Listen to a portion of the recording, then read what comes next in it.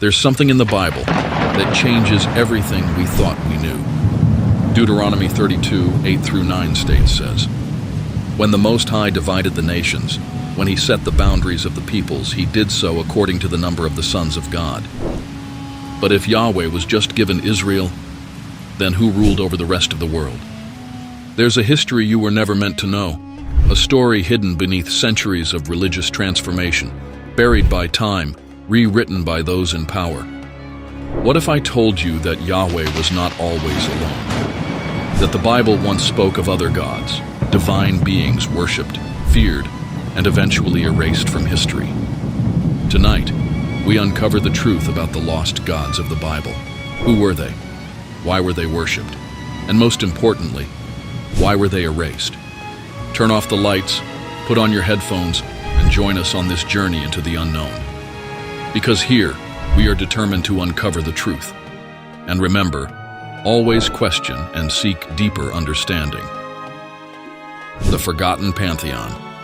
The gods before Yahweh. Long before monotheism, the lands of Israel and Canaan were home to a vast pantheon of gods. The ancient Israelites did not always worship a single deity. They once honored many. At the center of this divine hierarchy was El, the supreme god of the Canaanite pantheon. He was not just a name, he was the great creator, the father of all gods, including Yahweh. The Bible itself preserves traces of this ancient belief. In early passages, Yahweh is not depicted as the only God. He is part of a larger divine council. Psalm 82 verse 1 states, "God stands in the divine assembly. He judges among the gods." A council of gods? Who were they? Alongside El, other powerful deities reigned. Baal, the god of storms and fertility, a rival to Yahweh in later texts. Asherah, the great mother goddess, once considered Yahweh's consort. Mot, the god of death, feared for his power over the underworld. Astarte, the goddess of war and love, worshipped across the ancient world. These gods were not myths to the early Israelites. They were real, honored in temples, and included in early forms of worship. But something changed. The gods that once ruled over the land began to vanish. Archaeological discoveries from Ugarit reveal ancient texts describing these gods ruling alongside Yahweh. Their temples were prominent, their influence undeniable. So why were they erased?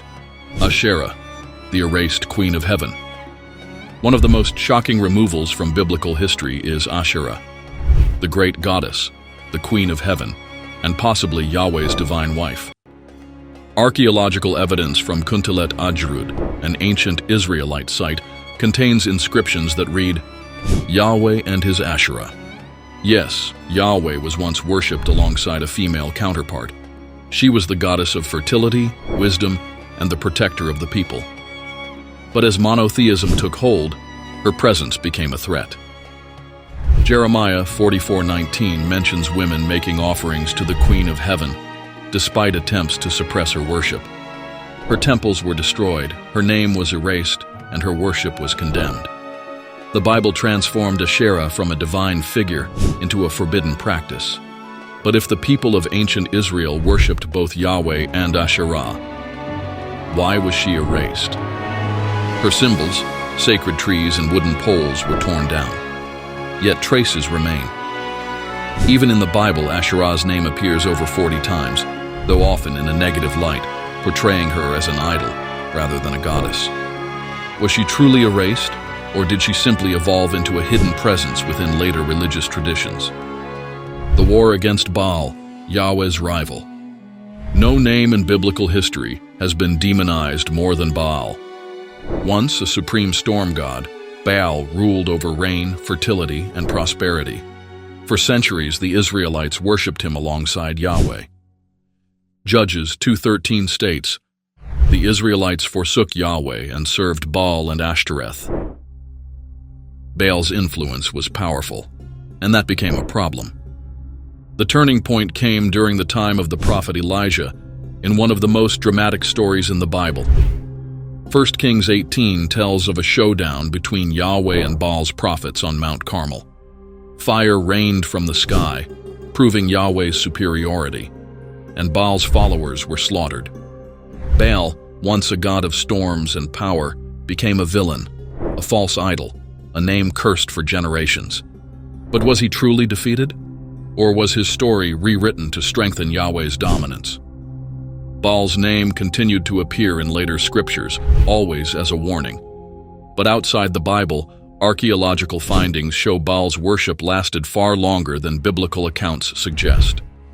Was he really cast down, or did he continue under different names? The Divine Council, when gods ruled together. The Bible itself hints at a time when Yahweh was not alone. Deuteronomy 32, 8-9 states, "When the Most High divided the nations, he gave them their inheritance. Yahweh's portion was Israel." This passage suggests that Yahweh was assigned to Israel by a higher God. Was he once a lesser deity before rising to supreme power? The ancient Israelites believed in a hierarchy of gods, with Yahweh as one among many. Over time, these gods disappeared, their names erased, their roles absorbed into Yahweh's expanding power.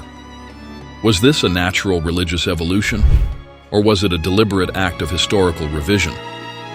Ancient Jewish texts found in Qumran suggest that some groups within early Israel still believed in multiple divine beings, but kept their worship hidden. What else was concealed? The final erase, how monotheism wiped them out. As Israelite society evolved, monotheism became a tool of unity and control. The destruction of temples, the banning of names, and the rewriting of sacred texts ensured that only Yahweh remained. Exodus 23, "You shall have no other gods before me." What was once a world of divine beings became a singular faith, but traces of the past still exist. Artifacts showing Yahweh and Asherah together. Texts referencing other gods. Ritual sites suggesting polytheistic worship long after it was outlawed. If Yahweh was originally one among many, what else has been hidden? A question left unanswered. History was rewritten, names were erased, gods were forgotten, but the evidence remains. The Bible itself holds clues to a past that was deliberately altered. What if the Yahweh we know today is only part of the story? Let us know in the comments. Do you think these gods were real? And why was their history erased? If you enjoyed this journey into the unknown, make sure to subscribe, give us a thumbs up, and hit the notification bell. The darkness holds many secrets, and here at Enigmas and Mysteries, we are determined to uncover them all. And remember, always question and seek deeper understanding.